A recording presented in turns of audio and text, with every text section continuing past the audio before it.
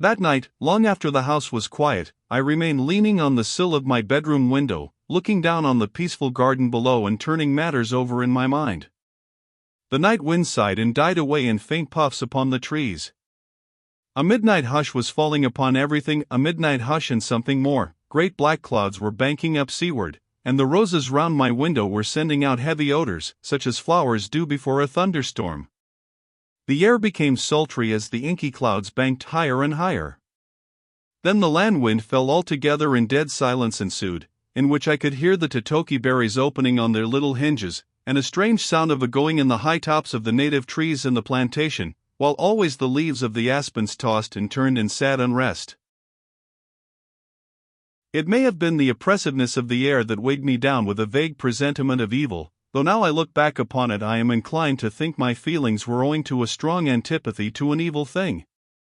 This antipathy must have been aroused and strengthened by the discovery recorded in the last chapter.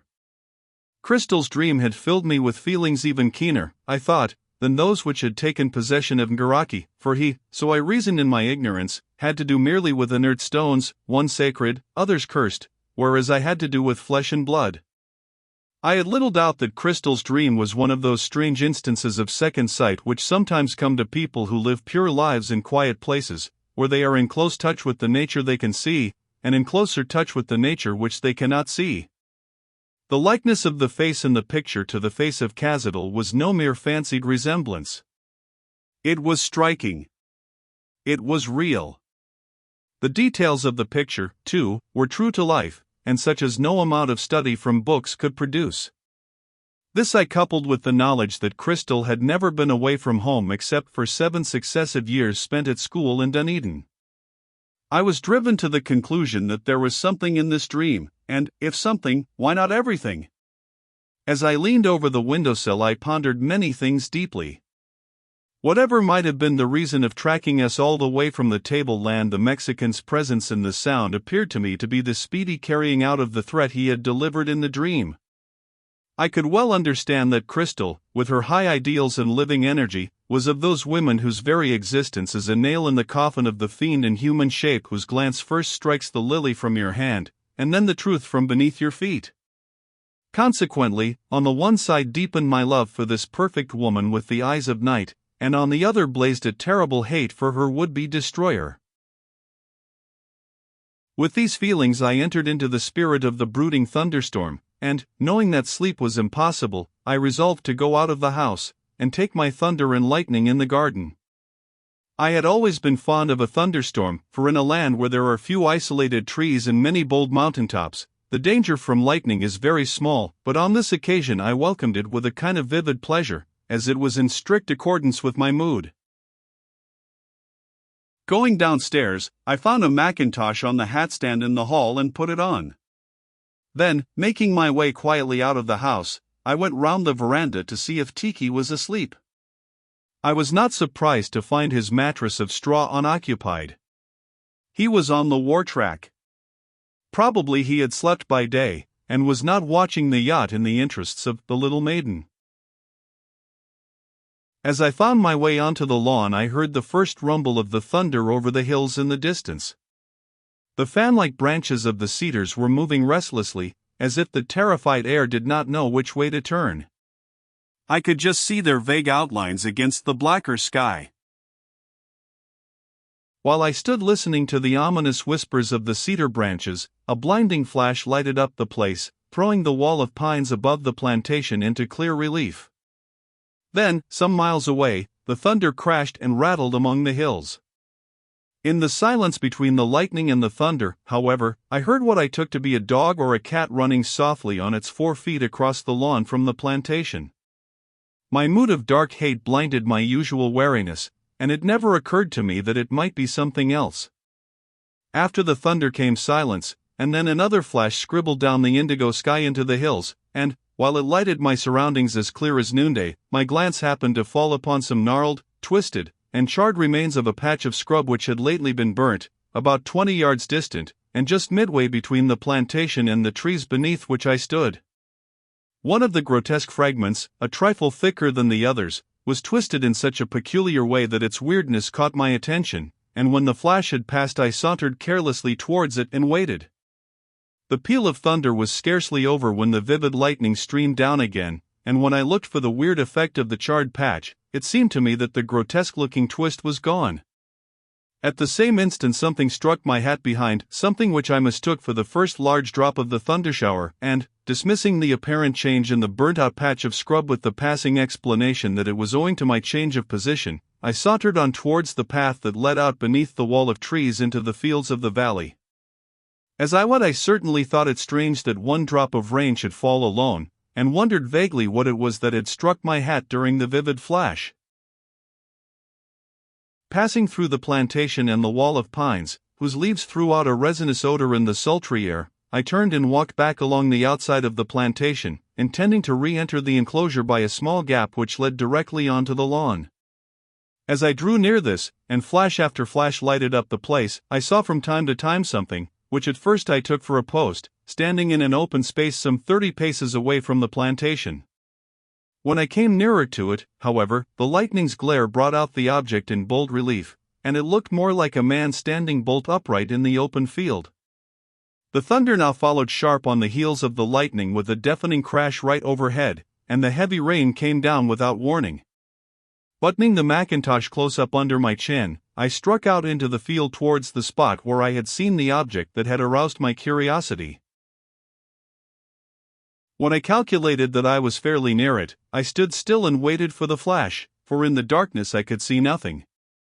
The flash came, and there, a few steps before me, with the rain dancing from his hair and glistening shoulders, stood Tiki like a statue, gazing fixedly at that part of the plantation where the gap led through onto the lawn. In the brief interval between the lightning and the thunder I called his name. Tiki.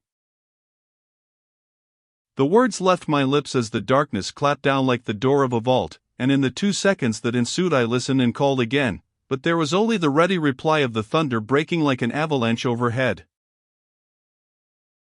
The next moment I reached the Maori's side in the darkness, touched him, shook him, called him, but he made no answer. I could hear the rain pattering on his bare shoulders, I could hear my own voice against the final echo of the thunder. Then, as the rain held up a moment and a weird shuddering afterthought of the elements ricocheted across the sky, I stood still, wondering what strange state the Maori had fallen into that he stood there like a dead tree trunk in the field. The next flash startled me. It showed Tiki with his teeth set and his eyes fixed. He appeared like one in that strange cataleptic state in which the mind and senses are more or less alive, but all volition is gone. As my eyes rested upon him I detected on his shoulder a slight stain of blood, which slowly trickled from a wound in which a small reed dart of 2 or 3 inches in length was still sticking. All this was imprinted upon my eye while the light lasted, but it was not until darkness supervened that the picture was developed. I found the dart and pulled it out. Then, as the heavy tread of Tawaki again shook the rafters on the house of Tane overhead, I came to the horrible conclusion that this was the work of that wizard Negro, that the thing which had struck my hat by the cedars was a poisoned dart of the same kind, that the gnarled and twisted fragment was the Negro himself, that.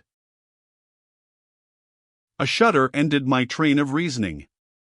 The door of the house was unbarred. That wizard devil must have been on his way to the house when he discharged that dart at me.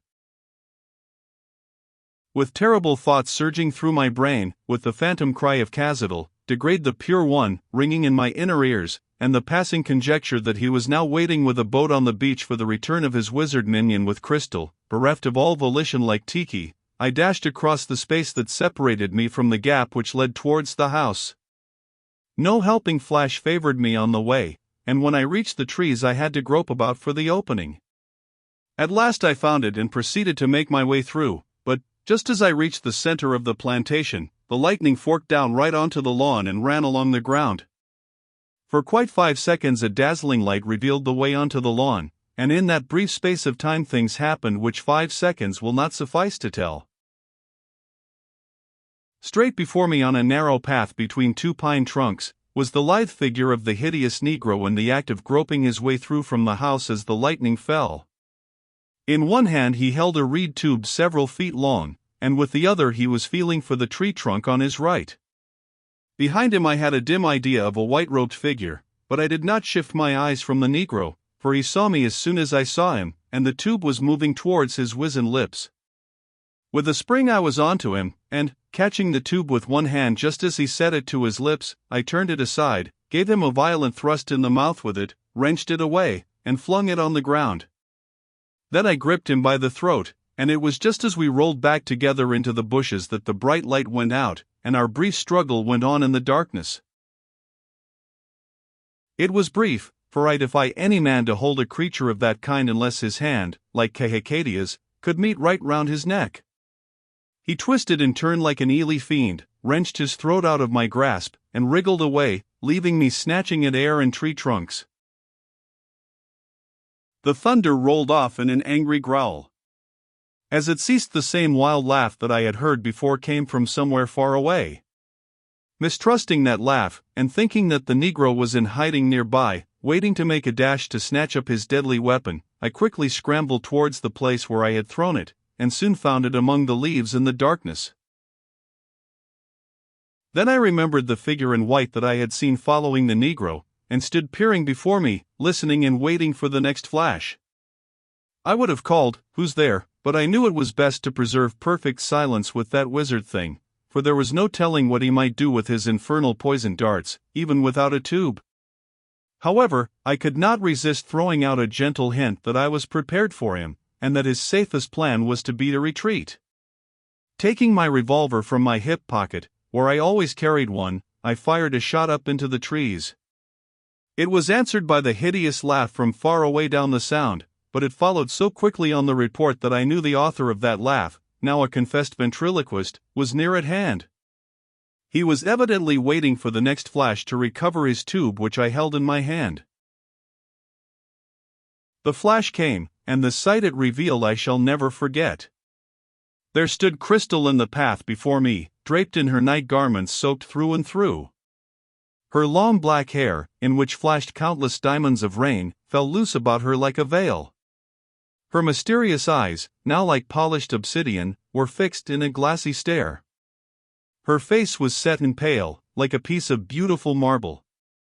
She was in the same state as Tiki, conscious of much that was passing, as I learned afterwards, but obedient only to impressions that had been set upon her by the will of another, who had taken control of her own. On her shoulder, showing through a rift of her hair, was a stain of blood upon the white linen, but the dart had been withdrawn. No sooner had the flash of light passed than that controlling will was expressed by a voice, harsh and hollow, coming from a little distance outside the plantation, and pronouncing a strange word in a IMG 184.jpg. The flash came, and the sight it revealed I shall never forget. There stood Crystal in the path before me, draped in her night garments. Language unknown to me. At the sound, Crystal attempted to move past me in the darkness, evidently impelled by the suggestion that she must follow. But with one arm I caught her round the waist and held her back. She struggled violently with all her strength to follow the voice as it repeated the strange word from further in the field, and it dawned upon me, from what little I knew of this old and new world black magic of control by suggestion, that if I restrained her by force the result might be some strange twist of the brain or aberration of the nervous centers. So I let her move on, retaining one of her hands and walking by her side for a short distance into the field. A flash revealed a figure gliding ahead of us, and in order to make him glide a little quicker, I fired 4 revolver shots in succession after him. Then, acting upon an idea which had occurred to me, I tried to imitate the voice and the strange word he had used. After 2 or 3 attempts beneath my breath, I made the peculiar sound, coming to a halt at the same time. It was effective. Crystal stopped also and turned towards me. Repeating the word, I drew her gently back towards the plantation, and she followed obediently. It was with the idea that her sense of sight might contradict her sense of hearing that I pressed her eyelids down and bound my handkerchief over her eyes, lest, when the lightning flashed, she should see me and become aware of this deception within a deception. Thus reiterating the guiding sound which, by the bond of suggestion placed upon her by the infernal Negro wizard, represented his will, I wrapped the mackintosh about her and led her through the plantation, over the lawn, and into the house. There, obedient to my instructions, given to her in the harsh voice of the Negro, she remained in the care of Gray and the servants, with whom I succeeded in placing her in touch, while I, having hidden the reed tube in a safe place, hurried out to look for Tiki. The storm had passed over, and was grumbling itself out in the distance. A bright star shone down through a break in the clouds, but it was still too dark to see clearly, and it was with difficulty I made my way to the place where Tiki had been standing. After searching about for a long time and finding nothing, I was favored by the moon in its last quarter rising over the hills inland and showing through the heavy cloud drift. By this pale light I corrected my position and searched again. But there was no sign of Tiki. Had he recovered and gone after the Negro to kill him, or had he followed obediently under the influence of the poison and the voice?